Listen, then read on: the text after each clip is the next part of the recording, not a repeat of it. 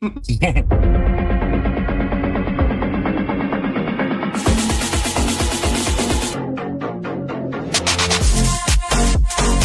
right, everyone, and we are live.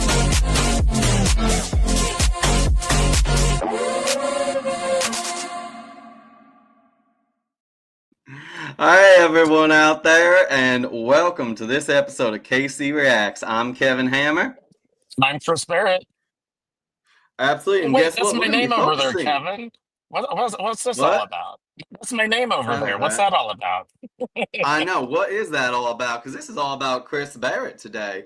So as many of you may know, as our viewers, Chris Barrett is actually running for office. He is running for state representative in Missouri, which we of course support him. We are behind him 100%. But we want to give everyone the opportunity to get to know Chris a little bit better. Oops, sorry. Feedback there. I am so sorry about that. But we want to give everyone the opportunity to get to know, Chris just a little bit better. So we're going to do that today because, Chris, who the heck is Chris Barrett? Tell us a little bit about yourself. Well, guys, first and foremost, I do have to say, you're seeing me in a car because I am on my way to New York to visit Kevin. And yeah, so Mm-hmm. we've got that going on. But who am I? Well, I am a lifelong Missouri resident. I have lived in the Kansas City metro area and the St. Louis metro area. Now I live in a suburb of Kansas City. It's where I grew up, Independence, and it's the home of our 33rd president, Harry Truman. So we're all obviously very proud of that. Um, um, I have really been active earlier on in my life. I was active within the Democratic Party, especially when I lived in St. Louis. Um, then I kind of fell out of love with them and just sort of for the next several years, just kind of went back and forth. I'd vote for a Republican, I might vote for a Democrat, I might vote for an independent, whatever the case may be. But I wasn't feeling particularly energized. Well, Mm-hmm. I'm sure that a lot of people can relate to that because there isn't really a lot to love in our modern politics today. And so it is hard to be energized. But a few years ago, I found out about some of the crazy stuff going on with radical LGBTQIA plus and how they were affecting kids. And Mm-hmm. specifically, the thing that really set me off was this notion of child sex changes. And anyone who tells you that that is not going on is an absolute liar. I know for a fact that it was going on in the state of Missouri. Thankfully, we do have a ban on it right now, but it was a temporary ban, so we have a lot of work to do on that. Um, I also cared about some of the stuff like the drag shows for kids and inappropriate books in schools, those types of things. So I lobbied people in our state house, people around the country in city council, school boards, and stuff like that, in order to try to get some protections for kids put in place. Here's the Mm-hmm. thing, guys. Most people, Republican or Democrat, really don't have the guts to actually stand up against this. So instead, Mm-hmm. now granted, I did find lots of good Republicans who did want to do something, and they certainly voted the way I was hoping they would vote, but just not enough of them would do it, and Yeah. certainly no Democrats would touch the issue. It's almost, I would say that it's almost impossible to get a Democrat to touch this issue. So, Mm-hmm. anyway, I decided that instead of going and begging or lobbying, however you want to look at it, lobbying politicians to do the right thing, I thought, you know what? Why don't I just become one of them? And I'll tell you what, I mean, when it became quite clear that, my campaign was being taken seriously, I certainly got a lot more attention. And so Hmm. and that's kind of what I needed. And I think that I am getting people to take me a little bit more Hmm. seriously. Oh, So absolutely, Chris. I mean, as much as I love our jokes, trust me, I take you seriously when it comes to these topics. With that though, because you went a little bit about who you are, and we've gone a little bit into why you're running. Especially when it comes to protecting children. Of course, we're going to come back to that because we have some clips, folks.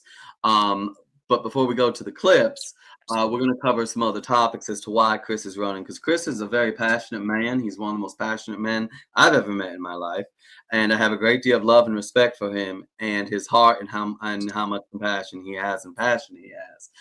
Which, speaking of these questions, by the way, folks, if you have a question for Chris Barrett and his campaign, the issues that he's focused on, please make a comment. As you know, we love engaging with you in the comments, so don't be shy. Make a comment, ask a question, and we'll look at it. Um, so with that though, we are going to move on to one of the first issues after. Oh, I think I lost Chris. The screen's a little bit black there. But what we're going to do is we are going to actually about to move on to the first responders. Beyond after protecting children, first responders is one of the first topics that Chris and I went in depth with when we had conversations, and I know that for many reasons helping first responders, why it's a focus in his campaign is because it's a personal thing to him. So, Chris, go a little bit into why first responders are a focus for you and a little bit about what your plan is in regards to focusing on first responders. sure. So the situation with first responders it kind of ties in a little bit two of my points within my campaign. Um, Mm, but as far as first responders, I do have a little bit of background with it. My dad was a Kansas City police officer. Um, he then left that and went into private security, but he still wanted to serve the public. So he went back into firefighting instead. That inspired me because about the time that he went into firefighting, I was a teenager. So I joined the Firefighter Explorers. For those who don't know, the Explorer group is part of Boy Scouts of America. It kind of teaches you, mm, about a particular job or something along those lines. Uh, anyway, so I did that. They train you as if you're an actual firefighter, and I found it very fascinating. So I wanted to. Um, you know, go into that in some degree. And so by the time that I graduated high school, the very first thing that I looked at was getting my paramedic license in the state of Missouri. Um, it was very fascinating. I was definitely interested in the medicine. But unfortunately, when I went on my clinicals, I ran across a couple of instances that I'm not going to go into here, but let's just say it was extremely traumatic. And I just kind of realized that wasn't the type of job for me. I didn't want to have to deal with it day in and day out, especially kids dying. We'll put it that way and just mm, leave it there. And, anyway, so I decided that, as a part of my campaign, since I do have some idea of what they go through, based on what my dad has told me, based on what I experienced, I want to support those firefighters, those paramedics, those police officers. I think, at least in my area specifically, in my district is District 21. What I really want to do is try to make sure that they have all the equipment that they need, that they have the funding that they need. mm, Because, I know in Independence where I live, the police department is not fully staffed. I do plan on speaking to their police chief as soon as possible. I want to see what the state could possibly do to help with that since I am going for a statewide office. Whether it's, training or something like that that the state can help with. Um, but then that mm. kind of goes into the next thing that we were going to talk about, but I'll let you uh bring that up. Yeah, no, absolutely. And Folks, Chris really, especially when it comes to police officers, Chris and I did a stream about officers, and we focused on some cases out of Missouri. I will actually post that in the description when I get a chance after the stream.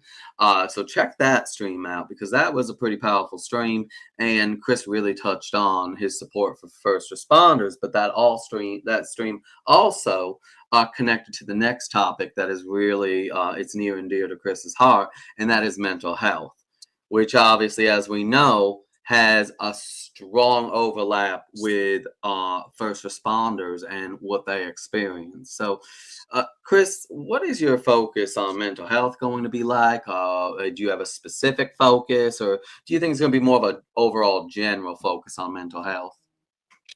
Well, I do have a very specific idea, and I'll get to that in a second. But as far as it ties into the first responders, the thing is, their unions, especially for police officers and firefighters, do give them pretty great healthcare coverage, which includes mental health care coverage. The thing is the turnover rate the turnover rate among first responders is actually fairly high, and there's Mm, also a lot of drug, alcohol abuse and stuff like that that happens to those jobs because they're just so stressful. And mm, if they lose that job for whatever reason, they're out on their own. They don't have mental health care. So obviously, we need to do something about that. Then there are other people who may have some sort of mental illness or something like that that prevents them from working.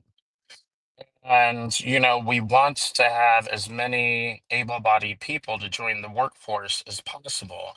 And someone suffering from a mental health care issue is not going to be able to do that. So we mm, need to expand that. So here's my specific idea. I myself had a mental health crisis at one point in time. I have this fun thing called panic disorder. It's lovely. Look it up if you're interested. Anyway, um, I was having several panic attacks per day and I could not work. Yeah, because when you're having that many panic attacks, you really can't function. So, thanks to my wonderful husband, who is actually sitting here right next to me,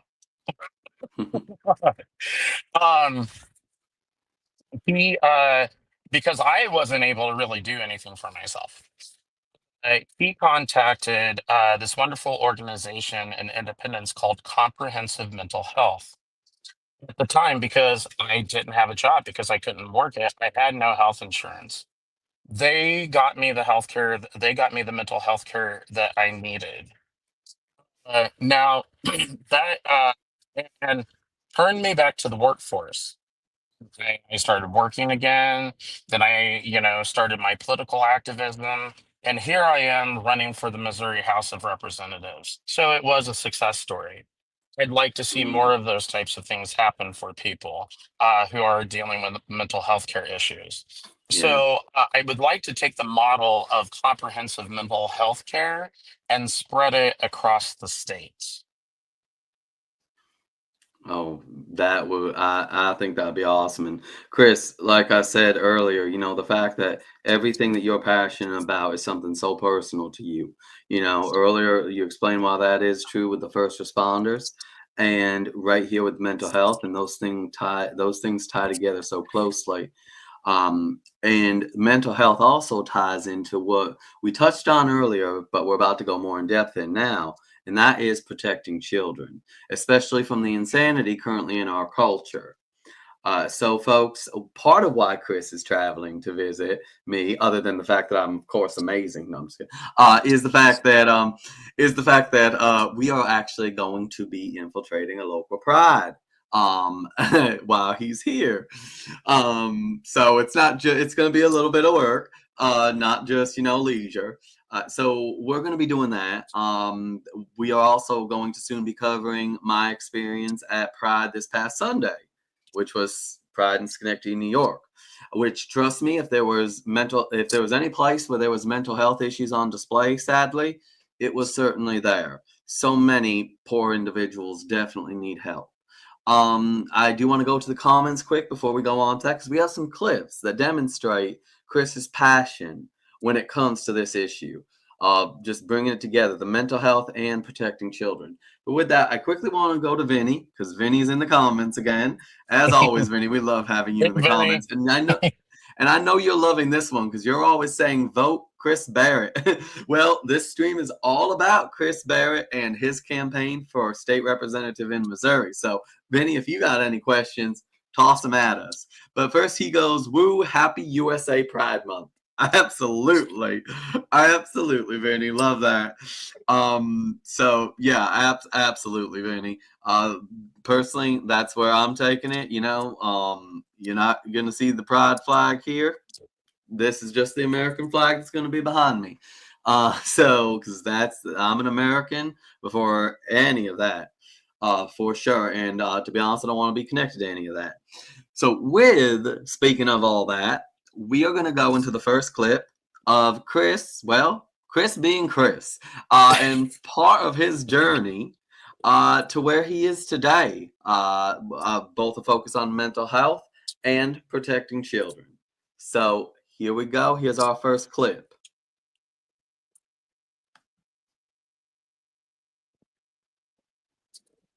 Favor, it needs to be 2 minutes or less.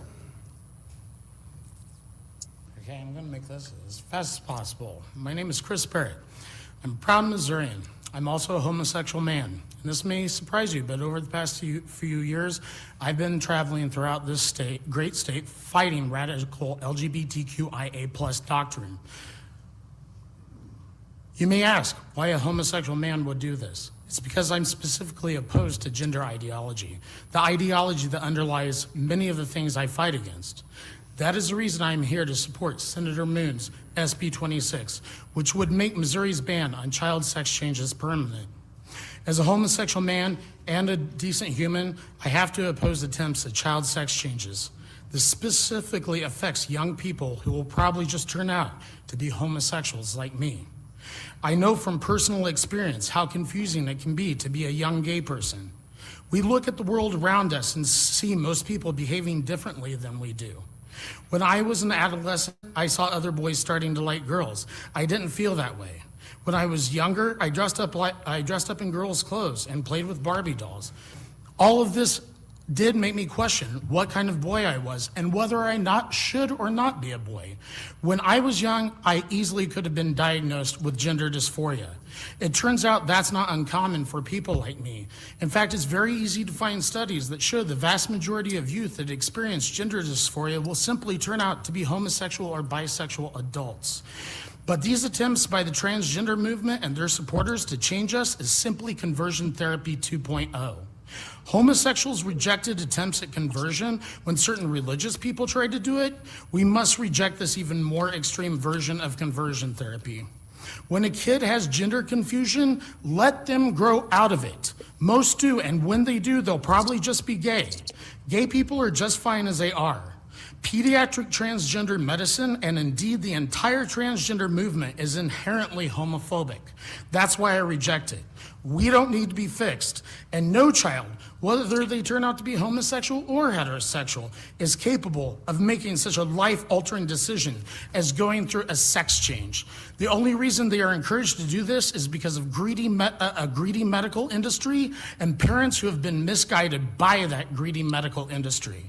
It's time to end this disgusting and homophobic practice once and for all. Senator Moon, you have my full support. In the end, just leave kids alone. Thank you. Thank you for your testimony. Any questions for the witness? Seeing none, thank you for your time. All right, Chris. One of your awesome ones for sure. You make a specific reference. You use a specific word in that I actually have come to mostly use, and that is the word homosexual when describing myself. That is, I do very much feel that gay is so politicized, and homosexual man is direct and to the point. Talk about the science. And I've heard gay used in so many ways on the left now. Like I've heard it described as masculine energy to being masculine energy, being attracted to masculine energy. And I'm like, that's just get out of here.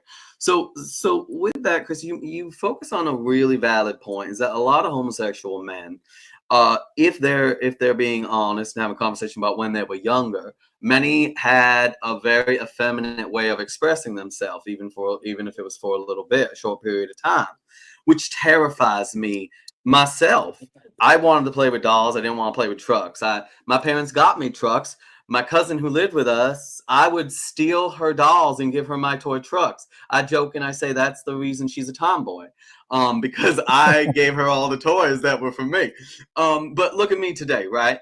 I'm very comfortable as a man. I am incredibly comfortable as a man. So it breaks my heart, even though it didn't happen, the thought of it happening, that if some teacher, some blue-haired teacher had seen me when I was like 5 years old acting effeminate, they would have been like, oh, maybe he's actually a girl, which brings me to my godson. I look at my godson, this beautiful child of God, and when I'm at visiting his, when I'm at the house visiting him and his mother and, and all, I get terrified if I hear or see something that's effeminate, because I am just still terrified. This is a young boy who's, 7 going on 8 years old.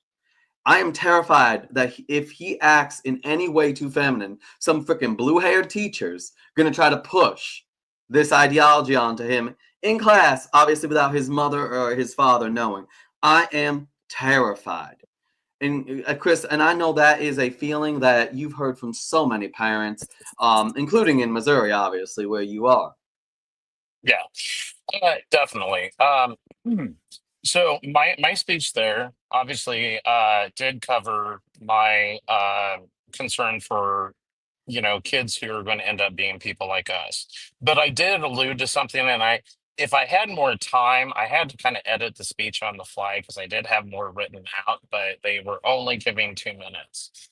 But so I just focused on the thing that was a little bit more closer to me. But anyway, I did allude to it, and that was whether they're heterosexual or whether they're homosexual or heterosexual. No child is able to do this. And where I was going at is, while homosexuals are maybe the traditional, I guess you could say, maybe for the lack of a better word, target of these people, autistic people are. Uh, Heterosexual girls who are going through puberty and maybe experiencing, you know, uh, becoming a woman, and they're feeling a little uncomfortable with themselves. Those are two other big targets now. So it is beyond just the, you know, as some people like to call it, the proto gays, meaning the kids who are likely to just turn out to be gay. Mm. Um, so it has expanded, and so I mean it's very important for me. Hopefully, I mean, I do plan on pressing representatives and senators before I'm elected to try it, because my election isn't until next year, and so there is going to come another opportunity to get what we call in Missouri the SAFE Act made permanent. And the SAFE Act prevents child sex changes. Unfortunately, if nothing is done in 2027, child sex changes will become completely illegal in Missouri again, if nothing's done. Mm. So I would like to see something done even before I'm elected to office. But if nothing is done, I can promise everyone out there listening to me, especially if you're in Missouri, if you know me, if you know someone in Missouri, if you just care about this issue, I can guarantee you I will make the biggest stink out of this, and I will make sure that something gets done. And trust me, as we're going to see in the next 2 clips, he will make sure something gets done. And Chris, thank you for elaborating on the SAFE Act, because to a New Yorker, when we hear SAFE Act, we think of the anti-gun legislation here in New York State. So, because that's just how it is for us New Yorkers. I'm going to quickly go to the comments before we go on to the next clip. Vinny said the American flag is our pride flag. Absolutely. Good job, Chris. Daniel, damn, where's the fire extinguisher? All right. Perfect. And we have the based mother in the comments. who we love so much. Thank you so much. I know you always have our backs, Base Mom. So we thank you for that. You had my back today. I had some drama, so I want to thank you for that. And I know you always have Chris's back as well. With that, we are going to move on to the next clip once again. Chris speaking truth.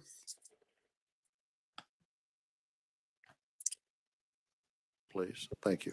And proceed when ready. Yeah, thank you. I did go ahead and fill out one of the witness forms. So, And Good- your name is? Oh, yeah. Good afternoon. My name is Chris Barrett, and I am here to represent the organization Gays Against Groomers. We are a coalition of lesbians, gay men, bisexual people, and trans people who oppose the medicalization, indoctrination, and sexualization of children.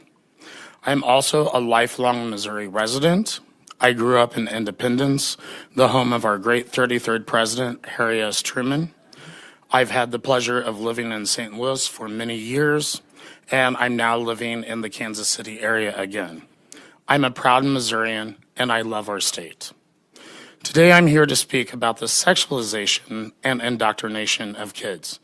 Specifically, I want to offer support for HB 1650, which will essentially ban drag shows for kids. First of all, I want it known that Gays Against Groomers, nor I, am against drag in general. It's a fun and creative art form. But it's not a good idea for Missouri kids, as it exposes them to ideas and imagery for which they are likely not ready. We've seen multiple instances of inappropriate drag shows geared toward kids on social media that involve nudity and other adult themes. Many people think this isn't happening in their communities. But let me relay the story of 3 Missouri cities that I fought in to get these types of performances shut down. First is Warrensburg, Missouri. There, in a show hosted by Inclusion Plus of Columbia, a drag queen dressed in leather gear decided to strip down during his performance while prancing around kids in the room. When everything was taken off, it appeared that he was in a sadomasochism outfit. This doesn't seem too child-friendly to me. I'd also like to talk about Weston Connection in Independence, Missouri. They host a regular event called the Art of Drag that is open to children. One of their Facebook posts asks if the host, Leona Noel, can pull off sexy. Then it invites patrons to come find out. Mind you, these patrons can be children. I certainly call on Thad McCullough and Tammy Parsons to end the attendance of children at these events, regardless of the outcome of this bill. It's not right for Missouri, and it's not right for the kids of Independence. In my last example, I'd like to highlight what happened in Rolla, Missouri last year. During a Pride event, they held an all-ages drag show. At the supposedly child-friendly event, there is a video of children stuffing dollar bills down the fake breasts of drag queens. Most concerning, the drag queen, who was the host of the show, invited kids to his basement. He said, and I quote, "I'll be your support. I will be your drunken auntie that will let you drink wine coolers and smoke cigarettes in the basement." To be fair, when I testified before the Rolla City Council, this drag queen said it was meant as a joke. But is this sort of joke appropriate for kids? Of course, there is opposition to this bill. One of their concerns is that HB 1650 will criminalize a gender nonconforming person for walking down the street because they may not be wearing clothes typically associated with their sex. This is simply not true. The bill addresses businesses and organizations hosting drag events for kids, not individuals leading their daily lives. Additionally, I've been told by the opposition that drag shows for kids foster inclusivity. But inclusivity of whom? Drag queens? Why should kids even be worried about that? If the goal is to foster inclusivity of the gay community, then why not highlight the vast majority of us that never perform in drag? Where are the gay doctors, lawyers, police officers, and firefighters. There's much more, that is much more representative of the actual gay community. I'm not supporting this bill because I hate myself or my community. I'm very proud of what my community has accomplished over the decades. We have same-sex marriage and equal rights in the workplace. That's huge. But now, the children have become a target of a few reckless adults. I fear we stand to lose all those gains. There will be a backlash, and I just pray my actions here help prevent that backlash. Thank you. Questions All for right. the witness? Representative, proceed. Thank you, gentlemen. First of all, thank you for being here. I really appreciate you being here. You have mentioned previously about LGBTQ events being held in Missouri. Have you ever ran into or talked to people at these events that talk about the influx of kids being there? Yes, I actually have. Last year, my organization hosted a protest of St. Louis Pride because they were allowing kids in, and they had, the drag show area open to kids and that sort of thing. We sent in an undercover crew to talk to people, and we actually got the MC of the show on camera. And so we asked this person, what's different about Pride now? Well, they said, all the kids that are here. And so we asked them, what would you do differently now that you've seen this change? And he very clearly stated he wouldn't have all the kids there. So I'm not alone in what I'm thinking. So, I mean, this comes from a drag queen himself. Thank you, gentlemen. I appreciate your clarification there. Additional questions for this representative, for this witness? Thank you, sir.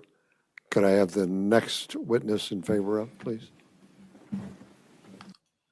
All right, so Chris, I just want to talk quick about something that you mentioned there. I mean, you mentioned a lot, you covered a lot, and we'll get to the comments in a moment. Thank you guys who are watching, commenting once again. If you have questions for Chris, please feel free to comment with them. You mentioned small town. You and I had a conversation earlier about my experience yesterday at a local Pride. And I really was having difficulty because I realized that what I saw yesterday, even though I knew it was possible, I hadn't been to this Pride in a number of years, this specific Pride. But in my mind, I always thought that stuff is about New York City Pride, LA Pride. That stuff happens there, right? And I knew consciously, I knew from other videos, right, that stuff was happening in some other small towns, but it's when it's a small town near you. I had seen stuff that I thought was disgusting at Pride before, but what I saw yesterday was absolute filth. And you mentioned the small town, that you weren't surprised because in your journeys, you've seen increasingly small towns dealing with this. And obviously in small towns, this kind of impact on children, to bring back in the mental health issues, you're going to even see an increase in that, obviously. So, Chris, speak a little bit to small town America, because I think some people are still like where I was, right? That this can't happen in a small town. Kind of reference the song there. Try that in a small town. The problem is they are trying and succeeding with this crap in a small town. Too many small towns. So, Chris, go into that a little bit. Yeah, just off the top of my head, and I've been to more towns than this, but here's some towns that I've been to, and we're talking about the inappropriate books in school libraries. We're talking about the drag shows for kids, so both things. Rolla, Missouri, as I covered in that speech there. Rolla is not a big city by any stretch of the imagination. Warrensburg, Missouri, I covered that. Warrensburg is a very small town. In this speech, I also covered Independence. Independence is a fairly large town in Missouri, at least by Missouri standards, 120,000 people. But still not the largest. It's not a Kansas City. It's not a St. Louis. But Nixa, Missouri, who I'm sure no one in there has ever heard of. Cameron, Missouri, same thing. No one's probably ever heard of it. Some may have heard of St. Charles. It's a kind of far out suburb of St. Louis. And, but all of these things are going on there. All of these things are going on. Mm-hmm. And here's the thing that I have noticed. I mentioned Inclusion Plus of Missouri. They're out of Columbia, Missouri. Columbia is about the same size as Independence. It's where the University of Missouri is located. And Inclusion Plus calls in these drag queens to these events.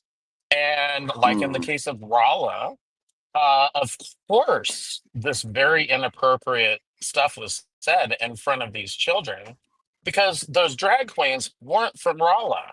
Well, maybe a couple of them were, but the vast majority of them were from St. Louis. And so this was the big city drag queens coming to small town America, and it was all facilitated by Inclusion Plus in Columbia, Missouri. So, Inclusion Plus also was responsible for the drag show in Warrensburg, Missouri, that went on for kids, and they're doing it again this year. That it's not stopping.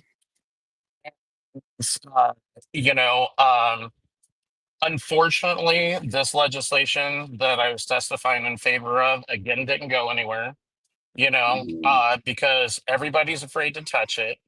And, I mean, I really hate to have to play the gay card, but I really do think that it's going to take someone who's a part of the so-called community to actually come into Jefferson City, which is our state capital, and actually talk about this. Because right now, the only people who are like me, who are gay or whatever the case may be, they're all on the Democrat side, and they're definitely not touching this. So, and the Republicans are afraid of it too. So, so it's probably going to take someone who is a part of that so-called community to actually come in and say, "No, guys, no, you're not going to tick us all off. We Yeah, need to focus on this. This is okay. You're not hurting my feelings by shutting down drag shows for kids. You're not hurting my mm-hmm. feelings as a gay man." Just because I want to protect kids from pornographic books in school libraries. You're not hurting my feelings Absolutely. by keeping kids of inappropriate pride events, actually any pride event. You're not hurting my feelings. Let's Mm. cut the crap and protect kids. So, Chris, because it's funny, you make me think of a current situation that happened locally, right? Because as you said, the Republicans won't even touch it a lot, right? And I'm in New York, so there's a lot Republicans won't touch. And we've had votes for the county about pride, and we've only had one Republican who has voted no on recognizing Pride Month for the county. The others, I've had a few conversations, and I get why they were afraid because they have loved ones, right? And loved ones who might be LGBT or especially gay or lesbian. And this is now what I ask them. I say I understand this, but I got a question for you. Do you feel that your loved one reflects the craziness that's happening at Pride? Do you feel like that is a reflection of them? And most of the time, obviously, they say no. Then I'm like, then why are you afraid that you're going to hurt your loved one by calling it out? You're actually helping your loved one by saying, no, this does not represent someone I love. This evil that's taking place in front of children, this fetish, this debauchery, it does not reflect someone in my life that I love. And that is what I think is the message that a lot of these individuals who are afraid to take it on, even Republicans, that they need to hear. And they need to approach it from that way. Because we need to do something. The iron is hot right now, and we need to jump on it. We need to get stuff done in this country. And I know that you are fighting to get stuff done in Missouri. With that, I want to go to the comments quick because we do have some comments, of course. Vinny and the base mother.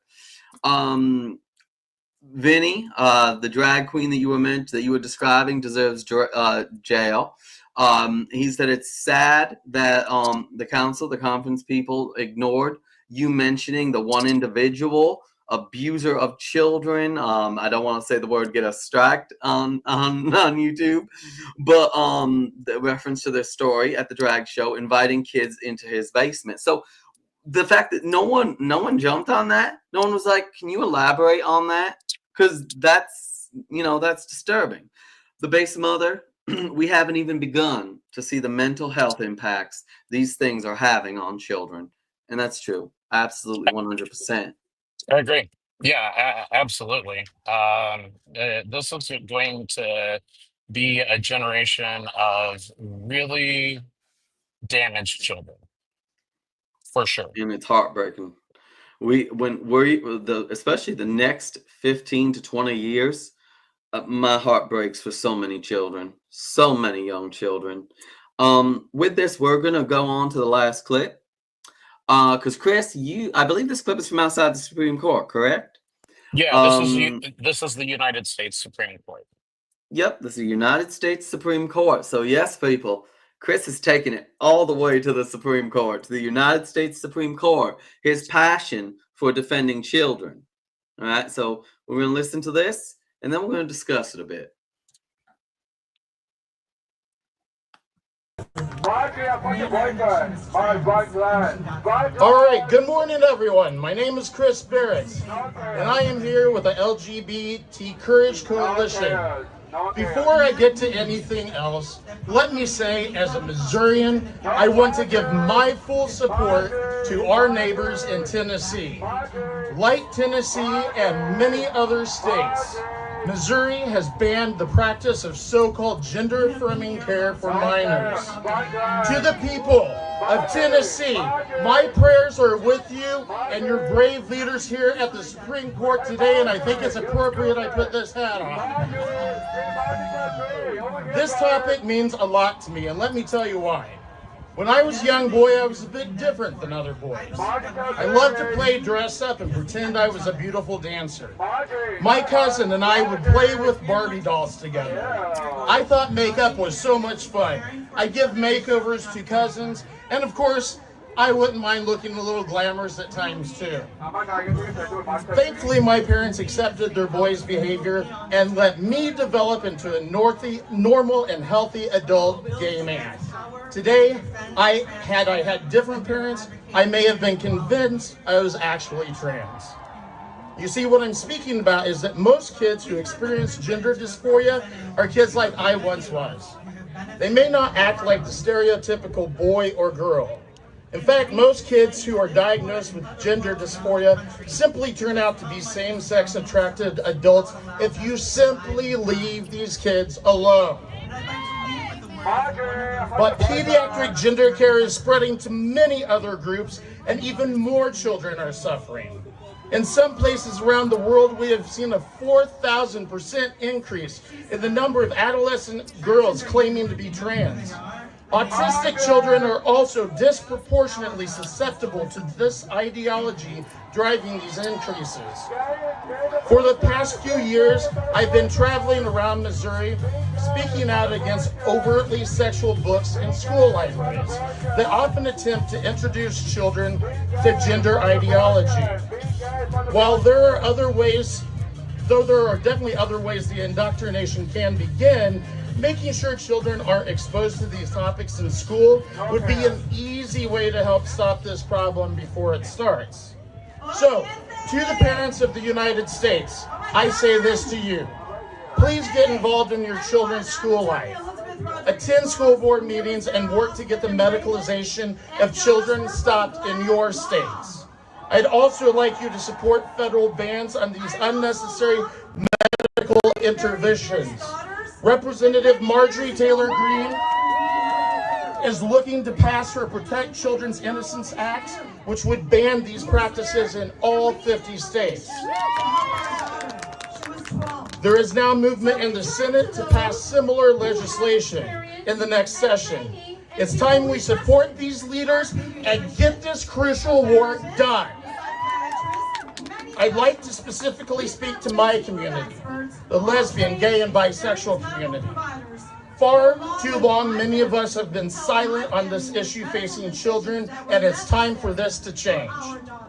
With so many gay and lesbian youth getting caught up in the gender craze, what is happening here is conversion therapy 2.0. Why settle for a gay son when you can have a straight daughter? Our community largely rejected original forms of conversion therapy, and we should reject this attempt driven by radicals and a greedy medical industry. Gay people are fine the way we are. There is no need to change us. In fact, all children are perfect just as God created them. In reality, this is a new gay rights movement. Before we were looking for equality. Now we must stand up for freedom. We must emancipate ourselves from the shackles of gender theory, which tells children they're born in the wrong body, and queer theory, which tells kids that they must reject the very foundations of our society. When we were fighting for our rights as gay people, most of us just wanted to be good American citizens. A part of being a good citizen is to stand up for the children of this country, and many of us are parents too. So let's show America that we will be good citizens and that we will be a reliable line of defense for kids.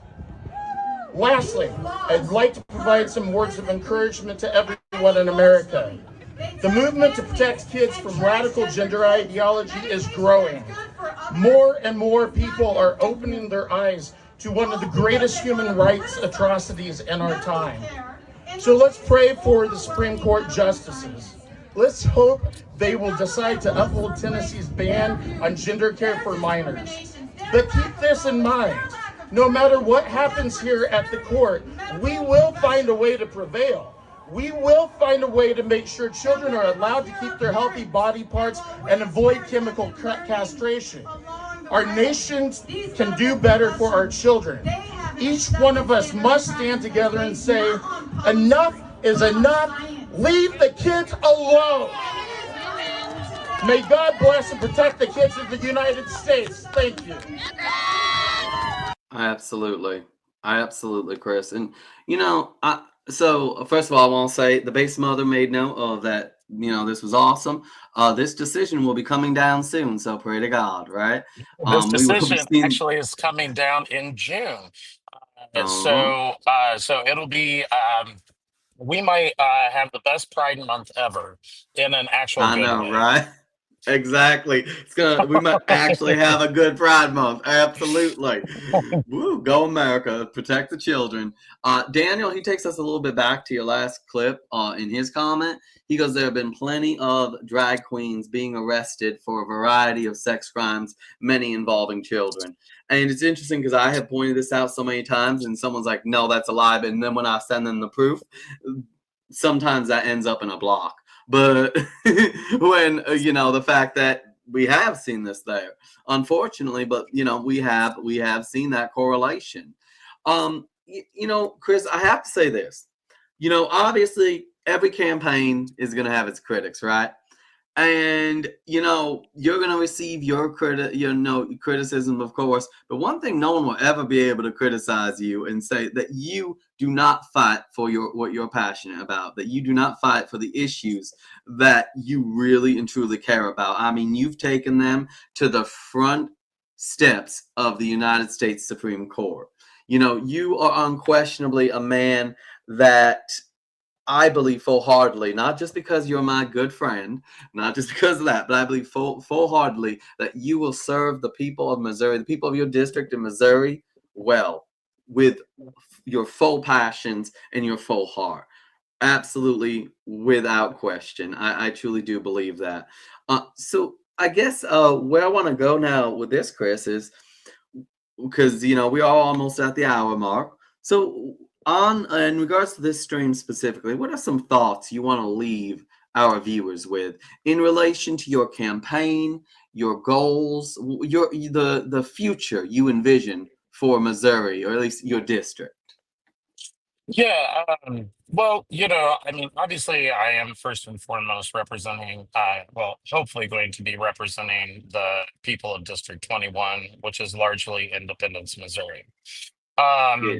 But everything that I do in the state legislature will ultimately affect everyone in the state of Missouri. So that's why it is really a statewide office. Um, I am hoping that as I have traveled throughout the state of Missouri, that, I have come across as someone who's a reliable supporter when the community needs me. And I'm not talking about the freaking gay community. I'm talking about actual communities, cities, Hmm. counties, school districts, whatever the case may be. So, when a community needs me, I hope that they'll remember that I show up, I do. And so I'm going to be one of those politicians who shows up. I'm also not going to be one of those politicians who is bought off. And you know, I've already learned about different sources of campaign financing and all that type of stuff. And I think that for my campaign, it's taking it to the people, getting those small donations, that sort of Hmm. thing. And, I do want to remind people, anyone who's watching, in order to donate to my campaign, you don't have to live in Missouri. You can be from around the country. You just have to be a US citizen. That's all it takes. But here's the other thing, too, that's probably even more important than the money. I mean, the money is important. But as long as I'm getting my money from from small donations and stuff like that, no one's going to own me. And but even if I do get the opportunity for a big donation from someone that I find unsavory, I'm turning it down. I am simply turning it down. They'll get a refund. Hmm. It's going straight back to them. Because like I said, I'm not going to be owned. Um, more importantly, the thing that I want to stress to people is volunteering. So, I mean, I might get like maybe a phone bank set up. And again, that's probably something that's not going to require you to necessarily be in Missouri. I'm sure that we could set something up that, people around the country can participate in. But for any of you who do know someone in the Kansas City area, talk to them. Let them know that, I'm going to need people to go knock on doors and stuff like that, because Hmm. the money is great in the sense that it helps you get out flyers and campaign signs and pay for supplies and pay your campaign manager, give them a few bucks here and there so that it's worth Hmm. their time,